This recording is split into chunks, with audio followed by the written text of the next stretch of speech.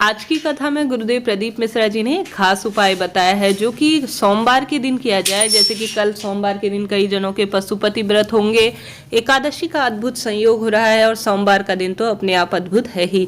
तो गुरुदेव ने एक खास उपाय बताया है जिससे कि आप रोग मुक्ति, जब लगे कि रोग अत्यधिक हो गया है, धन संपदा की कमी हो रही है, संतान सुख नहीं मिल रहा है, जो भी जीवन में समस्या है उसका स्मरण ध्यान करते हुए आज गुरुदेव ने एक नया खास उपाय बताया है। क्या करना है, ध्यान से सुनिए।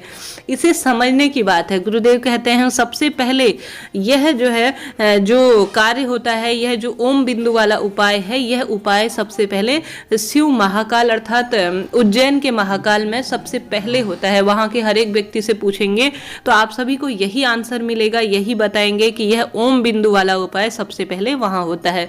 तो क्या करना है, ध्यान से सुनिए। सबसे पहले आपको सिर्फ एक बेलपत्री की आवश्यकता पड़ेगी और जल के लोटे की आवश्यकता पड़ेगी। एक बेलपत्री और जल का लोटा। आप सभी को शिव मंदिर चले जाना है। सबसे पहले बेलपत्री चढ़ानी है माता अशोक सुंदरी के स्थान पर। बेलपत्री कैसे चढ़ानी है, डंडी का मुख जो शिवलिंग है, डंडी का मुख शिवलिंग की ओर होना चाहिए और जो पत्ती है उसकी नोक है, जो अर्थात कहने का अर्थ है पत्तियां नीचे की ओर हो, जो डंडी है वह शिवलिंग की ओर हो। सबसे पहले यह कार्य करना है। इसके बाद जल का लोटा समर्पित करना है। अब जल का लोटा कैसे समर्पित करना है, यह ध्यान रखने योग्य बात है। सबसे पहले जल का लोटा आपको अशोक सुंदरी के स्थान पर, शुरुआत यहाँ से करनी है और इसके बाद गणेश जी महाराज के ऊपर, फिर कार्तिकेय जी के ऊपर और फिर शिवलिंग के ऊपर। करना कैसे है, जैसे कि ओम बन जाए, अर्थात इसे ओम बिंदु जल भी कहा जाता है, ओमकार जल भी कहा जाता है। तो सबसे पहले अशोक सुंदरी के स्थान पर जल समर्पित करना है।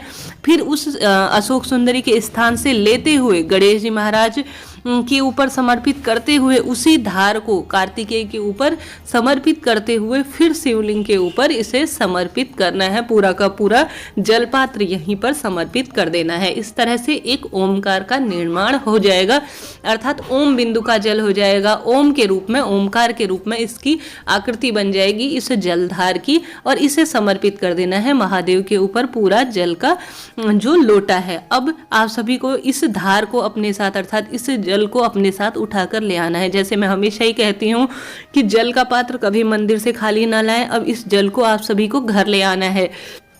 अब जब आपको लगे कि रोगों से मुक्ति नहीं हो रही है, कहने का अर्थ है इसे आचमन के रूप में पी लेना है या इसे ग्रहण कर लेना है। और जो व्यक्ति रोग से प्रभावित हो रहा है, संतान सुख नहीं हो रहा है, नौकरी इत्यादि, इंटरव्यू में, बच्चे को, हर एक कार्य में इस जल को पिलाना आरंभ कर देना है। ऐसा गुरुदेव ने आज की कथा में खास उपाय बताया है।